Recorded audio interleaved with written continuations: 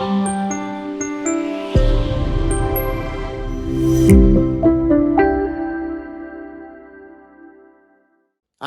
రాష్ట్రంలో గత 4.5 సంవత్సరాల్లో ప్రశ్నించిన ప్రజల్ని చంపేయడం చూసాము. ప్రశ్నించిన ప్రతిపక్ష నాయకులను నరికి చంపేయడం చూసాము.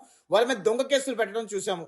కానీ కొత్తగా అధికార పార్టీ ఉన్మాదులు ప్రశ్నిస్తున్న విలేకరుల మీద, అన్యాయాల్ని, అక్రమాలని వెలిగిలోకి తీసుకొస్తున్న విలేకరుల మీద కూడా దాడి చేసి వాళ్ళని కూడా చంపేసే కుట్రకి తెరలేపుతున్నారంటే ఆంధ్రప్రదేశ్ రాష్ట్రంలో పరిస్థితి ఎంత దారుణంగా ఉందో ప్రతి ఒక్క ఆంధ్రప్రదేశ్ రాష్ట్ర పౌరుడు ఆలోచన చేయండి.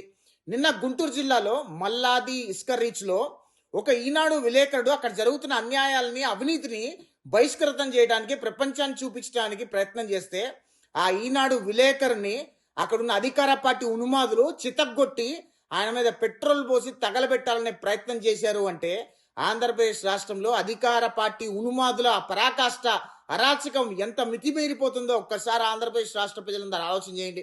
వచ్చే నెల రోజుల్లో ఎలక్షన్స్ ఉన్నాయి.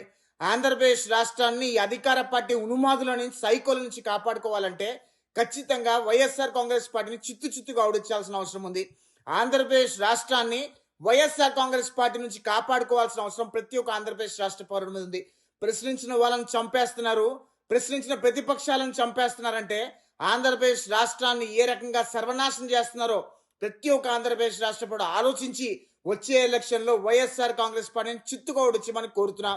జై హింద్. సర్వనాశనం చేస్తున్నారో ప్రతి ఒక్క ఆంధ్రప్రదేశ్ రాష్ట్ర పౌరుడు ఆలోచించి వచ్చే ఎలక్షన్లో వైఎస్ఆర్ కాంగ్రెస్ పార్టీని చిత్తుగా ఓడించమని కోరుతున్నాం. జై హింద్.